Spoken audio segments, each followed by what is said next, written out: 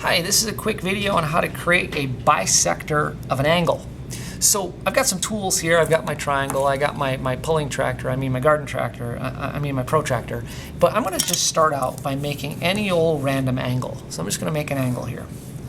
And it doesn't matter how big this angle is, but again, this goes right in your notes, just make an angle. The next step, or the first step in this process, and again, we're bisecting this angle. I could take my farm tractor here, my protractor. I always get that messed up. Take my garden tractor here, and I can measure that out and see that that's like 47 degrees. Well, it's really hard to find half a degree because half of 47 is going to require me to find half of a degree. So this is an easier method. I'm going to take my compass, and we've noticed in the past that our compass is a very handy tool. I'm going to put the point of my compass right here, as you can see, and I'm just going to extend my compass out most of the way of this angle. I know it says like halfway, but I basically want to draw an arc that goes from one side of the angle to the other. So there's my arc. The next thing it tells me is that I need to bisect that arc. So the reason we covered bisector of an arc is because, well, we need it here.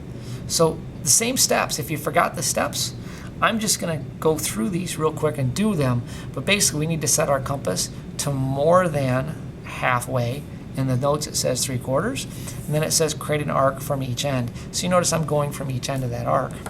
And then the last thing that I need to do is take one of my triangles, and I need to draw a line from here, and again that's a placeholder in my pencil, to here. That creates the bisector of the arc. So there's the bisector of the arc.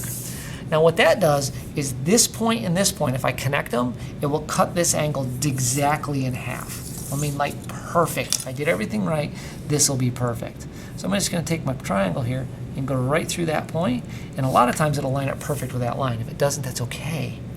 I can prove that that's accurate by taking my compass, swinging this back so it goes right through that point, and a sharp compass is really critical. Yay, it does go through that point. Check that out. And if I do this too, it should go through that same point. Look, it does. So that tells me I'm exactly halfway. To label these parts, and just like we've done before, so this is our little instruction manual that we're making. That was step A, to create the arc. I'm going to circle this point because it incorporates all of this bisector. And again, you need to look up bisector of an arc to learn how to do that again. And then lastly, this line would be step C. So that's how you create a bisector of an arc.